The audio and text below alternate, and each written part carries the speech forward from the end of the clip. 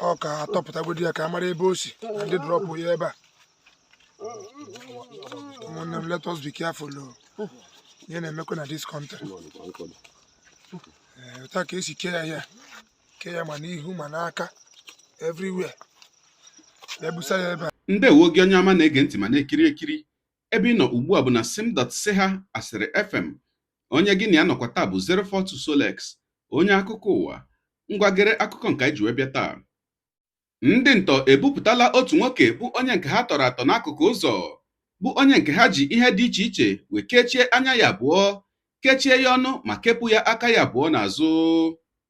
Anyị matara nke a site n'otu ihe onyonyo nke anyị nwetara, ebe ụfọdụ ndị mmadụ bụ ndị hụrụ ya bụ nwoke ebe ahụ nke a tọgbọrọ ya gbatara ya ọsọ enyemaka ma na-atọpụ ya ihe niile ahụ nke eji wee kechie ya ahụ.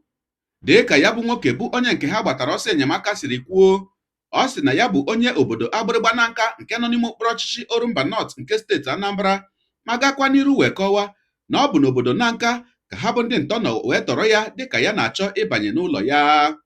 A sịla na Solex si kama lere onyonyo ya.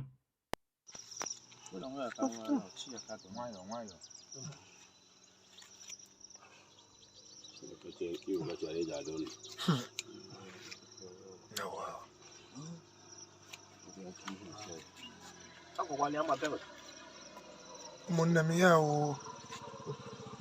onye anyị butere, onye anyị hụrụ ka e kere agbụ busa n'ụzọ. Ọ ka atọpụtagodi ya ka a mara ebe o si na ndị drọpụ ya ebe a. Ụmụnne m, let us be careful ihe na-emekwa na this country. Otu a ka esi kee ya ma n'ihu ma n'aka everywhere. Ebusa ya ebe a. Ile anya ihe ahụta ya moto mebi ndị drọpụrụ ya ihe a nyere ebe a. Ya ka mabaghị ihe mere ka atọpụtagodi ya. Ọ ka na-eku ume, ọ nwụbeghị anwụ. Ka anyị maragodi what really happened. Aji ma belt kee ya ahụ ya niile.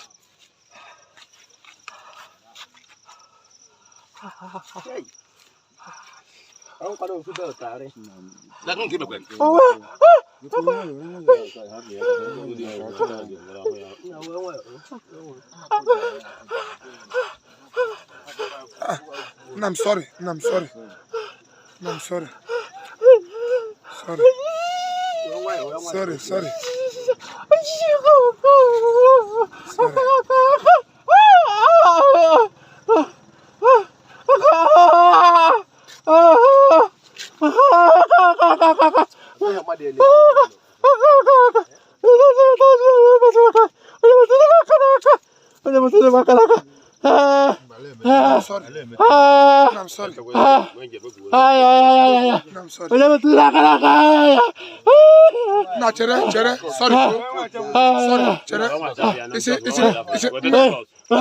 No, isi na onye ebe.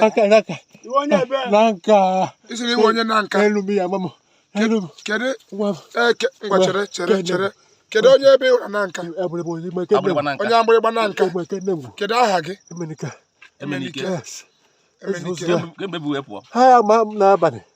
Ebe ha butere gị? Ebe ha butere wụla n'aka. Ha na-aba na my house. Ha bịa na your house? Ha na-aba na my house. Ha buru m. Ha buru gị. Onwe ihe a nara gị?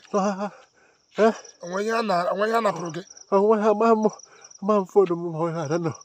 I don't know. Ka akwa iyi mgbe otu okedi mgbe ahụ. Mba. Ime onye na-akpọ Ken Okoli. Yes.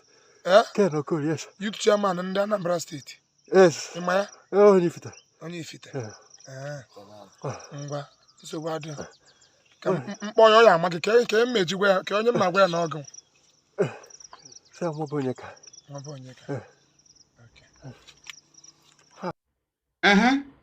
Ọkụ ikirichala ya bụ ihe onyonyo. Onye ụwa, onye na-egere akụkọ ụwa m, ọ ga-adị anyị nọ ezigbo mma ma ọ bụrụ na ị ga-edegara ebumnuche gị etu isi hụ ya bụ ihe nke ikiriri ugbu a na ngalaba okwu ka anyị mara uche gị n'ihi na uche onye adịghị ya njọ. Daalụkwa gị onye na-esonye bụrụ anyị esonye. Ekelekwa gị wee na-asị gị jide ka iji. onye a sị ya jide ka o ji ịmara na ka o ji kacha mma. Ekpere m bụ na Chineke nna ga na-anọnyere gị ọpụpụ gị na mbata gị, na-etinyere gị aka n'ezi ihe niile nke ị na-eme. Gị taa bụkwanụ mbụ ị na-ahụ ihe onyonyo anyị, a sị gị nnọọ. Onye gị na ya ka nọkwa bụ 042 Solex, onye akụkọ ụwa n'iru akwụkwọ efere mba ụwa.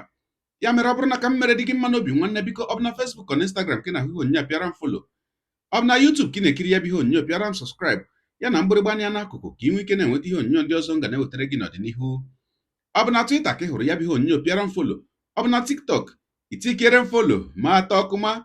Igbo ndị ọma njem ọnụ, Igbo mụrụ nze mụ ọzọ, ekelekwa m unu wee na-asị na ọ ga na-adịrị unu niile mma o. Ise ngwanụ tụsawara m ihe onyonyo a na-atụsara m ya bụ ihe onyonyo na apịrị maka na share button. Ya mara gị mma onye nke m, udo dịrị unu.